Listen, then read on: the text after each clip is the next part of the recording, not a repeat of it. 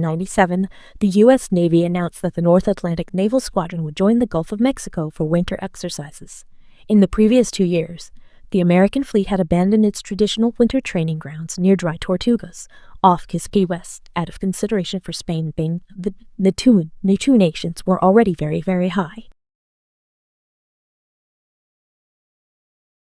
There was a revolution taking place in Cuba, a war for the island's independence. In 1878, a moderate Spanish general, Martínez Campos, fairly negotiated a peace, ending 10 years of war between the Spanish colonial forces and the Cuban independence insurgents.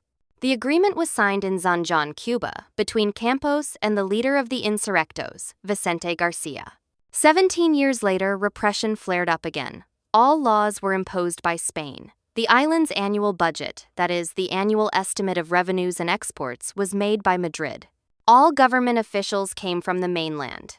Madrid decided on taxes and collected them, while the Cubans complied. The great absence of local political life in Cuba and of significant Cuban representation in the courts, Spanish National Assembly, as well as the unrestrained collection of taxes in 1898 by the Spanish government, facilitated the outbreak of the Cuban insurrection in February 1895. The Cuban insurgent movement attempted to regain momentum around 1884 when General Maximo Gomez, commander-in-chief of the Cuban Army, traveled to New York accompanied by his deputy general Antonio Maceo, known as the Bronze Titan, to raise funds from Cuban immigrants to revive the revolution in Cuba.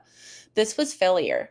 General Gomez had failed, but Jose Marti, an idealistic intellectual who believed that Cuba's independence could not be achieved without sense of national unity, managed to gather enough funding. By the end of January 1898, Marti and their companions decided that the time for new revolution to launch Second War of Independence against Spanish tyranny had come. Many Americans supported the insurgents, sending them weapons and supplies.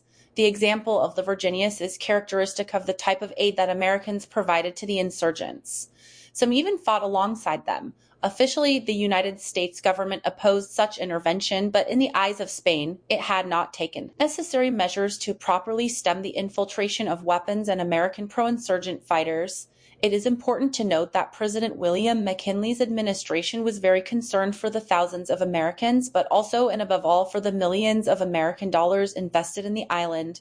Taking advantage of the economic depression that had struck the island after the 10-year war, American investors had acquired large number of sugar plantations in Cuba, and they were majority shareholders in the Cuban railway network.